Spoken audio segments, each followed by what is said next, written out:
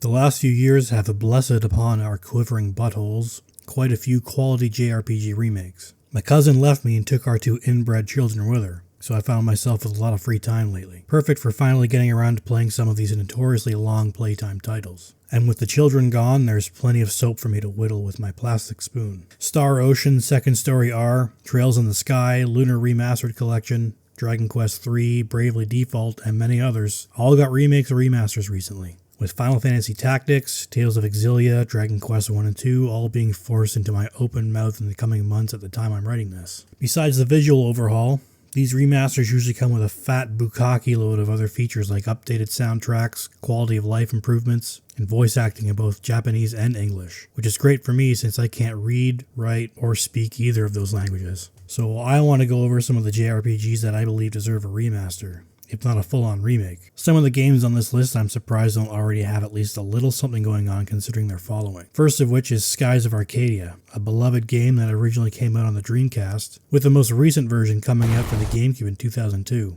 and we haven't gotten anything since. In the fictional Arcadia, everyone has forgotten how legs work, so they fly everywhere in these airships. You primarily take control of a filthy pirate named Vice, who longs to someday captain his own ship, like those sea captains that make fish sticks.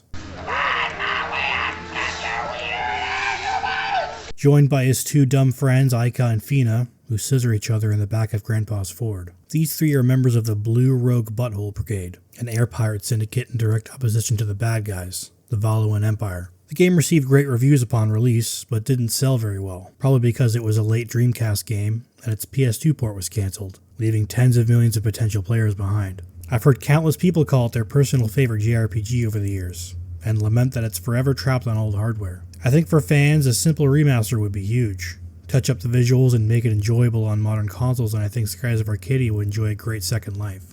Square Enix has one of the most unique JRPGs on their hands with Parasite Eve, and they just let it sit there collecting dust like the cum stain on top of my dresser. Parasite Eve is a 1998 PlayStation game featuring a novel blend of horror and RPG elements, and it's also Square Enix's first M-rated game. NYPD rookie officer Aya Brea is attending an opera one night when suddenly everyone explodes and freak out like they've never been engulfed in flames before. Aya herself is unharmed, as well as the actress on stage. Noticing a suspicious lack of combustion, Aya attempts to question the woman, who simply tells her that her mitochondria need more time to develop. If I had $1 for every time a woman insulted my mitochondria, man. The actress reveals her true form, calling herself Eve, the antagonist of the game. Moving around Manhattan and exploring the environment can trigger random battles, but there's no dedicated battle screen. Enemies attack you directly in the world, just like in real New York. The game features a real-time battle system that can be paused at any time, with an ATB gauge determining time between actions, similar to other Square Enix RPGs like Final Fantasy VI and Chrono Trigger. You can move around the battlefield in between your turns to avoid enemy attacks. There's a weapon tuning system as well that lets you add various effects to your weapons, like a chance to add status effects when attacking. Horror games have been exploding these last few years. Steam is filled with horror titles from indie devs and big publishers alike. Capcom has been killing it with their Resident Evil remakes, except maybe for 3. So there's a horror audience. I think a Parasite Eve remake could be incredible with modern horror visuals and sound design. Lost Odyssey is a title that seems to hold a special place in a lot of people's cockles, and despite decent success, has never received an update or sequel since its release in 2007. The main character, Kime Cumdumpster, is an immortal man that has lived for over 1,000 years. That's how long my mom was pregnant with me. The general gameplay structure is pretty traditional. You choose locations from a world map, explore areas, and encounter random battles. You can bring up to 5 party members into battle, split into a front and back row. Characters are also separated by being mortal or immortal. Mortal characters learn different skills by leveling up and equipping accessories, but immortals are stupid, I guess, and can only learn skills by linking with mortals. Earning skill points in battle allows immortals to gain permanent access to skills even when not linked. Melee attacks in battle feature this real-time ring thing. Pressing the attack button when the rings are aligned results in a more effective attack. You can change this effect to all sorts of different things by equipping different cock rings on your party members. Expedition 33 proved that turn-based combat with some timing-based input can be incredibly engaging. A remake of Lost Odyssey could implement some of these things along with its ring-based attacks without changing the original vision of its combat. It also has a great narrative, with immortal characters reckoning with having outlived all of their loved ones and families, in some cases multiple times, and becoming numb to the suffering of others. Lost Odyssey is one of those generally highly regarded JRPGs that just got stuck on its original platform, which is unfortunate because it's a great game.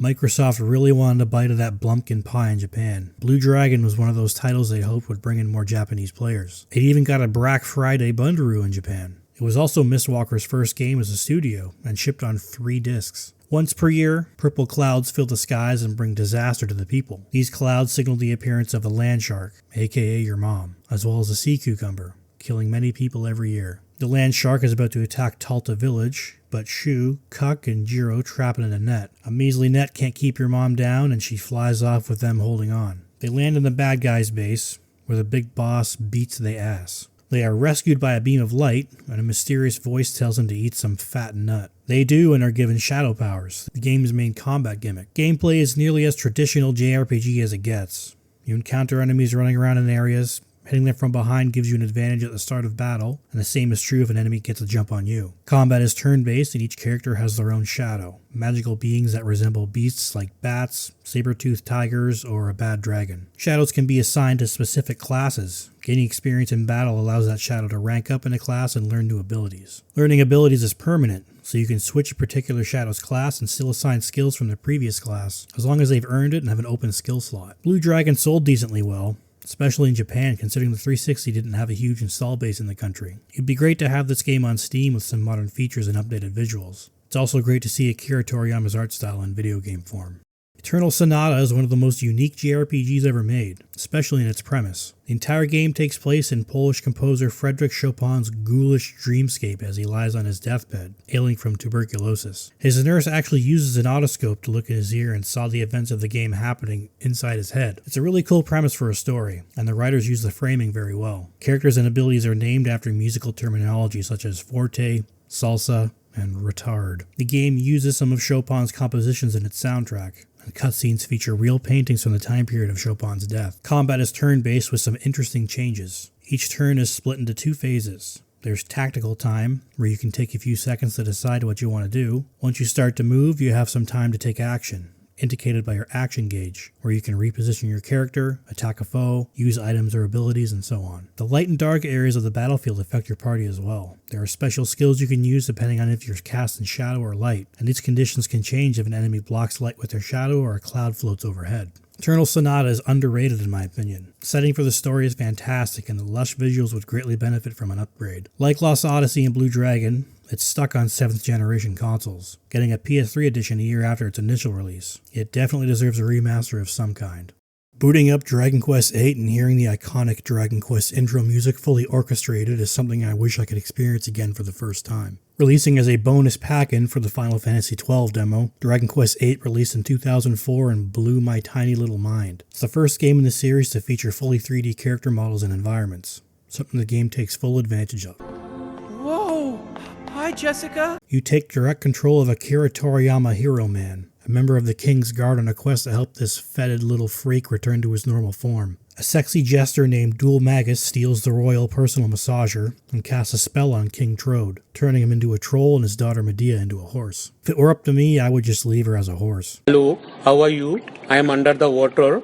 Please help me. Never mind, she's a female horse. You set off with the most cockney man alive, Yangus, and along your adventures recruit Jessica and Angelo to your party. As is Dragon Quest tradition, battles are random and turn-based. If you've ever played any Dragon Quest before, you know what to expect. You can attack and cast spells, as well as spend your turn psyching up, which increases that character's tension. You can then release the tension on a later turn to power up your attacks. There's also a rudimentary crafting system with the alchemy pot, allowing you to mix ingredients together to create stronger items and equipment. Leveling up not only increases stats, but also gives you skill points that you can assign to various different weapon type skills. Hitting certain levels in these skills unlocks new abilities for their corresponding weapon types, with the higher level skills being incredibly powerful. Imagining DQ8's world rendered with the same fidelity as Dragon Quest XI makes me want to inject syrupy sweet chocolate sauce into my dick. I am biased towards this title because it's one of my personal favorite games ever made. Several different songs from the soundtrack regularly pop into my head from time to time, even several years since my last full playthrough. There was a 3DS port that came out in 2017 that had some cool stuff like 2 new playable party members, some new story stuff, new weapons, but the visuals are downgraded to work on the 3DS and the soundtrack is synth remixes of the orchestral one. Square keeps doing what they're doing. I can see this game getting some love eventually. They're already doing the Airdrick trilogy in HD 2D style, so if the plan is to remaster the entire series, we'll get a remastered DQ8 someday. That's my list of JRPGs that deserve a remake or remaster. There's definitely hundreds of titles out there that I didn't even think of, so if you have a personal favorite, let me know in the comments. And if you made it all the way to the end, I would really appreciate a like and subscribe, and hopefully I'll see you all in the next video.